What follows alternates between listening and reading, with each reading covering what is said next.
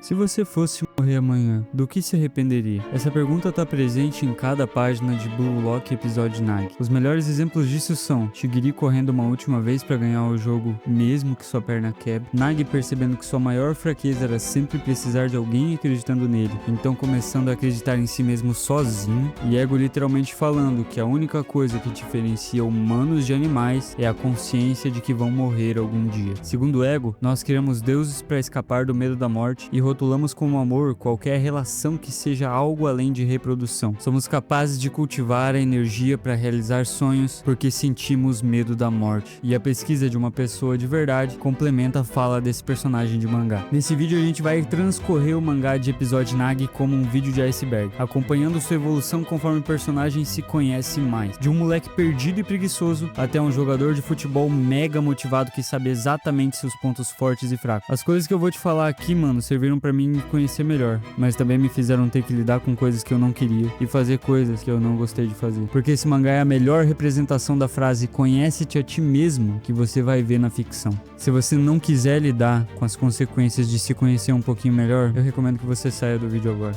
Essa é a história de como Nag encontrou seu ego.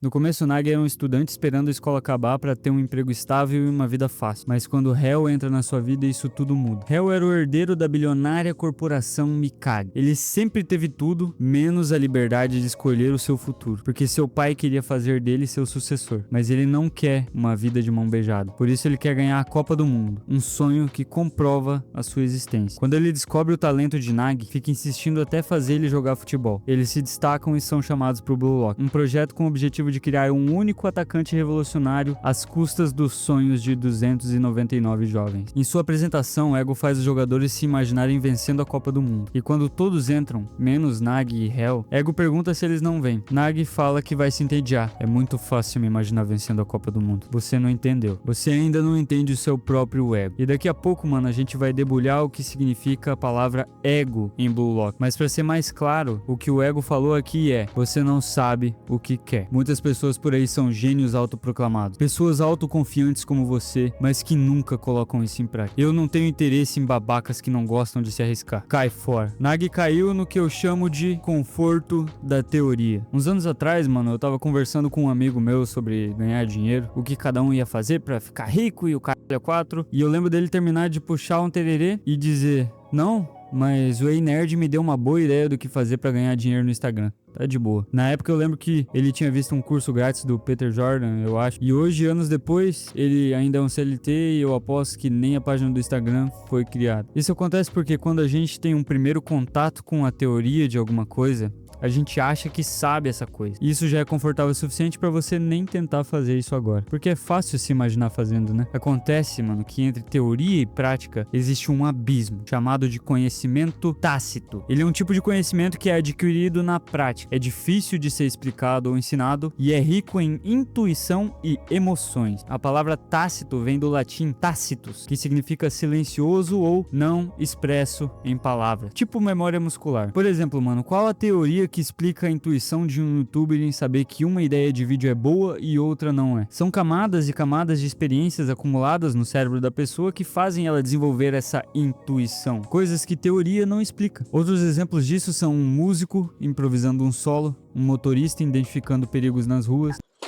Depois de ver um curso completo de XYZ, você pode cair na ilusão de que sabe fazer XYZ. Então você pensa em se aprimorar assistindo mais uma aula. Mas você só vai saber de verdade o que você acha que sabe quando você aplicar. E aí, mano, você vai ver que você não sabe. Porque todas as vezes que teoria e opinião se chocam com prática e experiência ganham. Um exemplo de como eu curei isso em mim foi o último livro que eu li. Ele tinha 131 páginas e 10 capítulos. Mas eu fiquei um mês inteiro nele porque eu não ia pro próximo capítulo sem antes aplicar o que eu tinha acabado de ler nesse. E vou falar, foi difícil, hein? Dá uma vontade de continuar lendo do caralho, mas eu me obriguei a continuar no capítulo. Caso você queira se aprofundar mais nesse assunto, eu tô liberando de graça uma das aulas da próxima peça, de mais ou menos 20 minutos, onde eu ensino exatamente como eu curei isso em mim. É o segundo link da descrição. A próxima peça é pra ajudar o YouTube, mas essa aula em si ajuda geral porque é um problema que todo mundo tem. Nag tá nessa ilusão. Ele tem talento, mas querendo ou não, ele aplicou muito pouco pra falar com toda essa certeza que venceria a Copa do Mundo. Iludido em sua segurança de achar que sabe e pode fazer a qualquer hora, o que na verdade não sabe. É isso que Ego quis dizer. Eu não tenho interesse em iludidos que nem sequer fazem e se arriscam. Cai fora. Nagi já tava indo embora, então Hel convence ele a ficar e os dois entram juntos. Mas Nagi só aceita porque Hel promete que não vai sair do seu lado. Uma árvore não pode chegar aos céus sem que suas raízes toquem o inferno. Nagi e Hel entram em um pega-pega, e Jinpachi diz que para sobreviver eles precisam de ego. E ego em si é amplamente estudado e tem lá suas definições na psicanálise e psiquiatria, mas a definição mais próxima que eu encontrei de acordo com um mangá seria um senso de si, mais o querer da pessoa. E nessa queimada, quando o Nagi é pego, ele vai pro canto e senta, sem movimento, sem ego. Mas quando o Hel quase é pego, aqui a gente vê um ego um pouco mais forte de Nagi. Proteger meu amigo. Você consegue perceber uma coisa de errado? Vamos lá. O que Zantetsu, Hel e Nagi têm em comum? Todos eles agora têm um objetivo. Eles estão correndo atrás de algo. Ou seja, sabendo disso ou não, eles têm um ego. Mas vamos um pouco mais fundo nesses três personagens. O Zantetsu era tratado como idiota e desrespeitado por seus colegas de classe. Ele tinha vergonha de não conseguir ler os mapas, por isso não pegava os trens. Ele corria para casa. A história de Zantetsu tem um sentimento ruim associado, que nós vamos chamar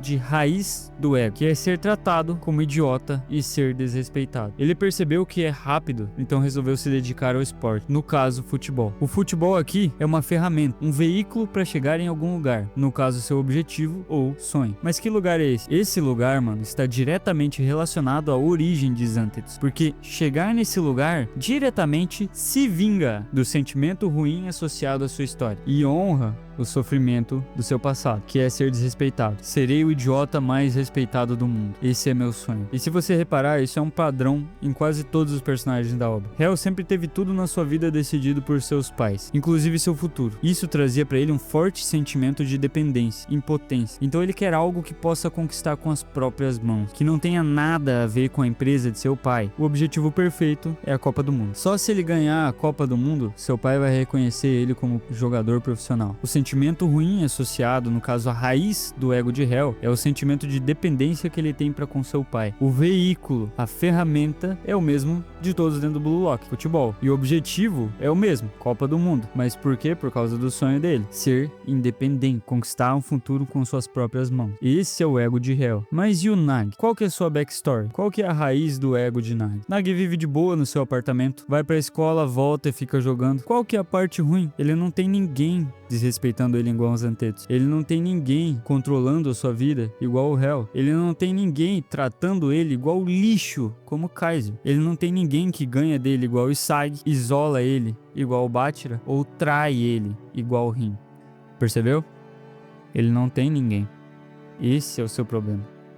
Ele comprou um cacto porque gosta de companhia. Ninguém da escola realmente sabe quem ele é porque ele não conversa com ninguém. Ele é uma figura misteriosa. E seus pais, segundo ele, são meio porra louca. Então não ligam muito. Quando ele veio para esse apartamento, eles nem ajudaram com a sua mudança. A única coisa que disseram para ele foi: faça o que quiser da sua vida, só não morra antes de mim. O sentimento ruim que Nagi conhece até agora não vem de uma pessoa e sim da ausência, é a solidão. Então quando o Zantetsu pergunta por que ele joga futebol e ele não sabe o que futebol é pra ele, isso é porque o futebol não é pro Nagi uma maneira de alcançar um objetivo maior, e sim de manter Hel por perto, a primeira pessoa que se interessou por um preguiçoso como ele. A dissonância de Nagi com o resto do Blue Lock é porque ele usa a mesma ferramenta que todos, o futebol, mas não tem uma raiz de seu ego. Por isso não tem também um objetivo. Ele entrou aqui por carência. Por isso na partida contra o time Z, ele tá perdido. Ele não faz ideia do que futebol é pra ele. Por que essas pessoas estão tão animadas por uma coisa chata assim? Isso faz ele ficar na cola do Isagi. Ele quer saber por que ele se esforça tanto. Ego é a motivação resultante de ter uma história pra honrar, atingido um objetivo que faça sentido pra você. Quando esse objetivo ajuda outras pessoas, é chamado de propósito. Pra quem assistiu meu último vídeo, por exemplo, dá pra falar que o ego de Thorfinn é construir um país de paz em Vinland. Mas as pessoas falam que o Nagi precisa de disciplina, mas ele nem sequer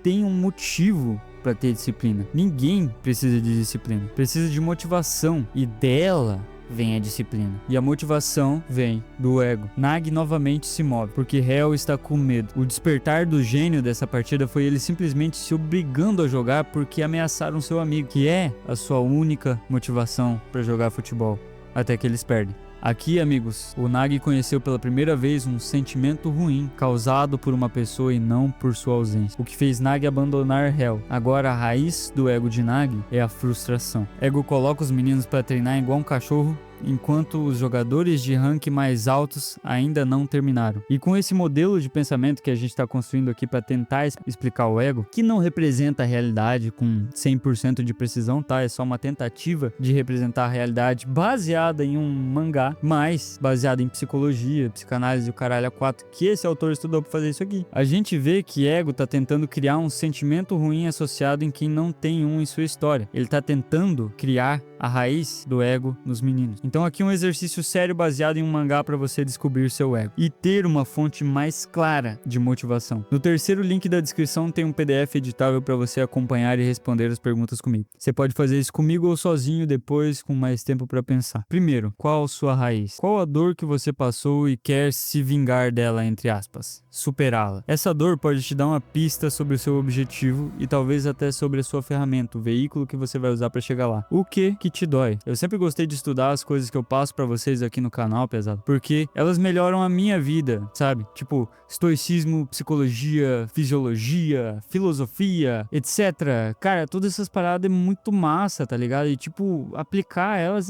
traz reais resultados pra gente. Mas eu sempre fui tímido e introvertido. E por ter uma personalidade pouco desenvolvida até algum tempo atrás, eu acabava não sendo ouvido nas rodas de conversa, ainda mais se eu falasse desses assuntos chatos que ninguém quer saber, tá ligado? Até que eu parei de falar. Só falo algo, cara, se alguém me perguntar. Essa é a melhor maneira de ninguém falar, ah, quem te perguntou? Só fala se alguém perguntar. Senão você só vai estar se metendo na vida da pessoa, tá ligado? Mas eu ainda queria ser ouvido, sabe? Então aqui uma das minhas raízes, uma das minhas dores é a de não ser ouvido. Segunda pergunta, qual o seu objetivo? O que você quer? Novamente me usando como exemplo, eu quero liberdade de tempo pra acordar cedo e correr, voltar, trabalhar da minha casa com o que eu amo e não precisar ficar olhando o preço de coisa no mercado. Esse é um objetivo legal, fechou. Mas para ter mesmo um ego, precisamos de mais clareza sobre nós mesmos. Então a terceira pergunta, qual a sua ferramenta? Qual que é o seu veículo? Porque presta atenção, o meu objetivo poderia ser conseguido com qualquer tipo de profissão, mas nem todas teriam alguma coisa a ver com a minha raiz. Por isso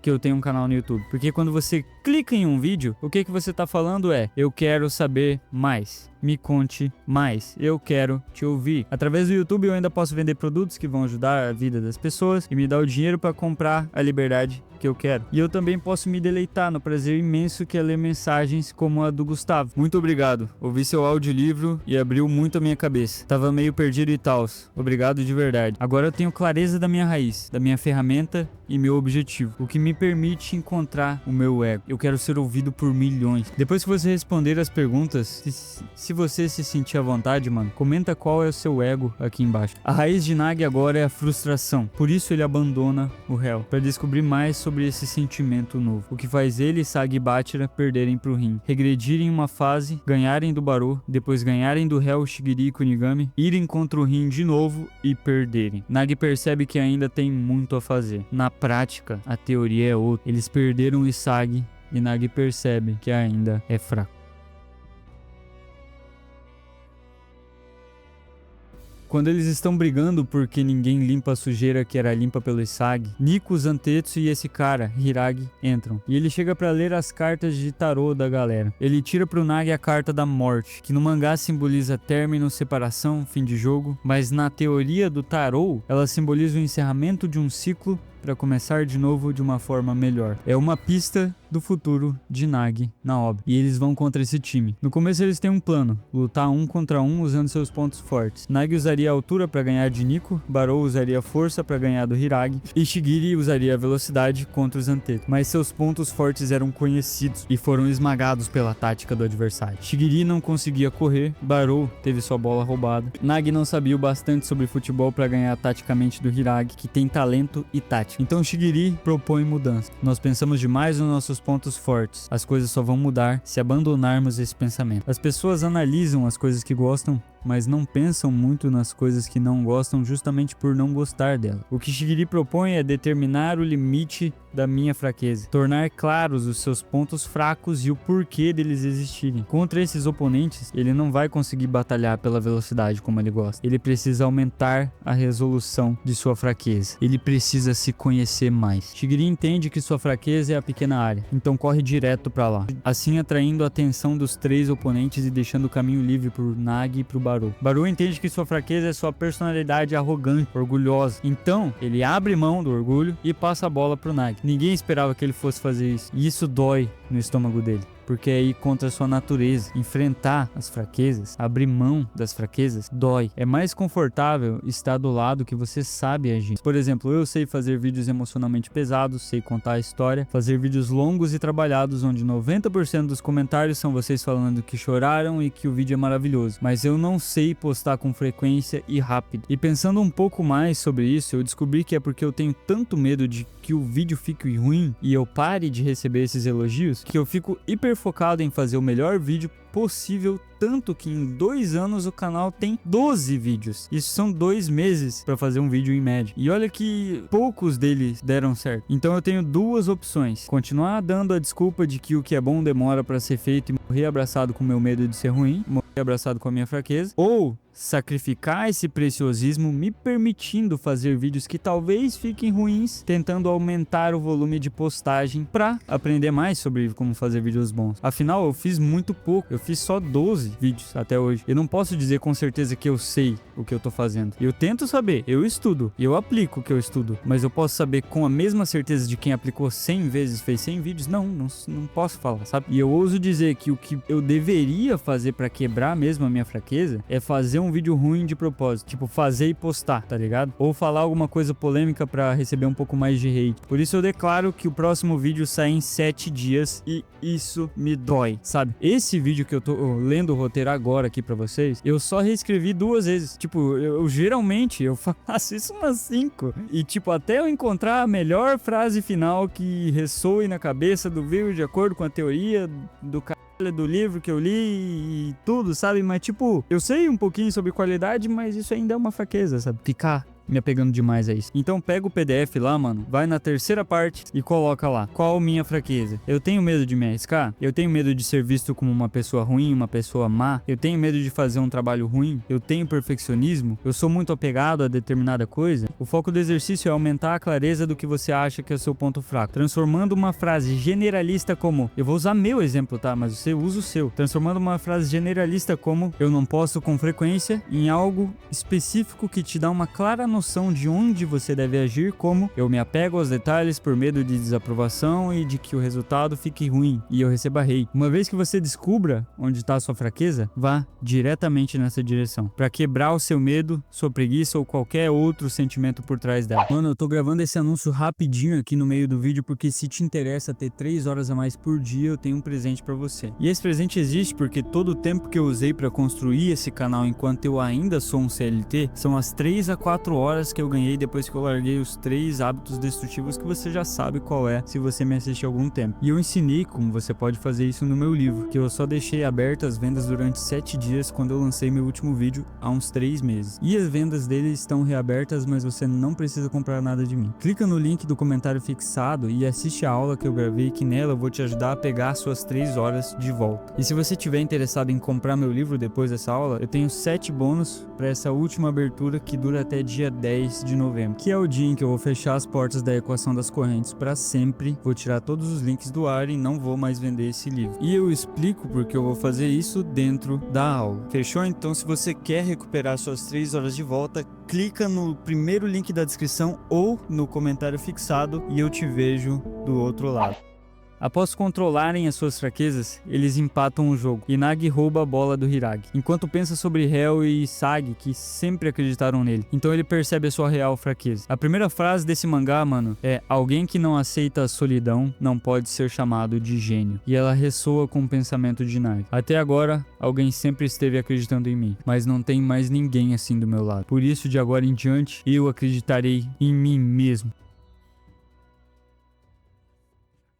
Não me importo de quebrar a perna se for pelo bem do meu sonho. Então faça aquilo que não vai gerar arrependimento. Vá atrás do que te incendeia. É isso, mano, que o Shigiri disse quando eles tomaram o terceiro gol na última partida da segunda seleção. Eles estão prestes a perder. Mas o Barou propõe um modo de jogar que nós vamos chamar de precisar vencer. Ele diz que todos eles são um bando de perdedores que acabaram juntos. Querendo ou não, eles são habilidosos. Se eles perderem ali, não vão achar pessoas melhores. É uma merda, mas é a nossa realidade. Precisamos destruir o pior futuro, que é aquele onde somos derrotados aqui. Ele propõe transformar o desespero em energia. Vencer mesmo não sendo legal. Se dedicar logicamente às habilidades que construirão a vitória. E dá certo, por enquanto. No momento é a melhor escolha para vencer, certo? É isso o que um time deve ser. É isso o que significa vencer. Mas essa realidade não incendeia o Nagi. No livro O Jeito Harvard de Ser Feliz, o autor explica que o nosso poder de exercer trabalho e gerar resultados é como uma alavanca. A haste dessa alavanca é a nossa habilidade, nosso potencial, nosso talento, as coisas que a gente sabe ou as coisas que a gente pode aprender a fazer. Mas a eficiência com que a gente consegue usar isso depende do nosso ponto de apoio, que no nosso caso é a nossa atitude em frente ao que precisamos fazer, nossa visão da tarefa